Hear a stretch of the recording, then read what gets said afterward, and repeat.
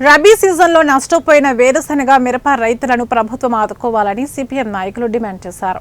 కర్నూలు జిల్లా దేవనకొండ స్థానిక వ్యవసాయ అధికారి కార్యాలయం ముందు సిపిఎం ఆధ్వర్యంలో నిరసన వ్యక్తం చేసి ఏఓకి వినతి పత్రం అందజేశారు. తుఫాన్ల ప్రభావంతో వేరుశనగ మిరప ఇతర పంటలు తీవ్రంగా దెబ్బతిన్నాయని తెలిపారు.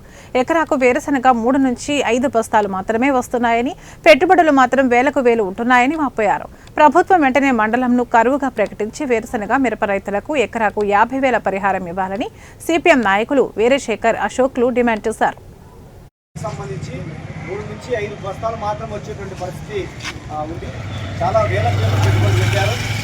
ఒక ఎకరానికి 20 నుంచి 30,000 పెట్టుబడి వచ్చే పరిస్థితిలో 2-3 సంచి బస్తాలు ఈరోజు రైతాంగానికి రావడం వల్ల చాలా నష్టం జరిగింది. అందుకనే ఈరోజు ప్రభుత్వాన్ని డిమాండ్ చేస్తూ ఉన్నాం.